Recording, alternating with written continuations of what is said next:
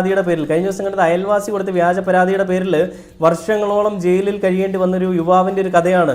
അയാൾ സ്വന്തമായിട്ട് കേസ് വാദിച്ച് അയാൾ രക്ഷപ്പെട്ടു പോവുകയാണ് പിന്നീട് ചെയ്തത്. ആലപ്പുഴയിൽ വൃദ്ധൻ്റെ കാര്യം നമ്മൾ കണ്ടു. സ്കൂൾ ജീവനക്കാരനായിരുന്ന സെക്യൂരിറ്റി ആയിരുന്ന അദ്ദേഹത്തിനെ സ്വന്തം ഈ പറയുന്ന പെണ്ണിൻ്റെ കാമുകനുമായിട്ടുള്ള ഒരു കാര്യങ്ങളൊക്കെ പിടിച്ചതിൻ്റെ ഫലമായിട്ട് പെൺകുട്ടി ഗർഭിണി ആയിരുന്നതിൻ്റെ ഫലമായിട്ട് ആ പയ്യനെ വീട്ടിൽ കൊടുക്കാൻ പേടിയുള്ളത് കൊണ്ട് തന്നെ, അല്ല ആ പയ്യനെ കൊടുക്കാൻ മനസ്സ് വരാത്തത് കൊണ്ട് തന്നെ ആ സെക്യൂരിറ്റി ആയിട്ടുള്ള വൃദ്ധൻ്റെ പേര് ഈ പെൺകുട്ടി പറയുകയും ഈ പെൺകുട്ടി പറഞ്ഞതിൻ്റെ അടിസ്ഥാനത്തിൽ ആ വൃദ്ധനെ പിടിച്ച് അകത്തിടുകയും 265 ദിവസങ്ങൾക്ക് മുകളിൽ അയാൾ ആ ജയിൽവാസം അനുഭവിക്കുകയും ചെയ്തതിന് ശേഷം പിന്നീടാണ് മൊഴിയെടുക്കുന്നത് ഇത് ശരിക്കും എന്താണ് നടന്നതെന്നുള്ളത്. അപ്പോൾ പെണ്ണ് പറയാണ്, എൻ്റെ കാമുകന് വേണ്ടിയിട്ട് അല്ലെങ്കിൽ എൻ്റെ കാമുകനെ കുറ്റപ്പെടുത്താൻ വയ്യാത്തതുകൊണ്ട് ഞാൻ ഇദ്ദേഹത്തിൻ്റെ പേര് പറഞ്ഞു, ഇദ്ദേഹം നിരപരാധിയാണെന്നുള്ളത്. അപ്പോൾ ആരാണ് അവിടെ മൂഞ്ചിയത്? അല്ലെങ്കിൽ ആർക്കാണ് അവിടെ പണി കിട്ടിയത്? ഒരു പുരുഷനല്ലേ, ഒരു വൃദ്ധനല്ലേ, ഒരു മനുഷ്യനല്ലേ? അദ്ദേഹത്തിൻ്റെ ജീവിതം പോയി, അദ്ദേഹത്തിൻ്റെ മാനം പോയി, വർഷങ്ങളായിട്ട് ഈ ഭൂമിയിൽ ഉണ്ടാക്കിയെടുത്ത അദ്ദേഹത്തിൻ്റെ എല്ലാ രീതിയിലുള്ള കാര്യങ്ങളും അവിടെ നശിക്കുകയാണ് ചെയ്തത്. ഒരു പുരുഷൻ തെറ്റിയതെന്ന്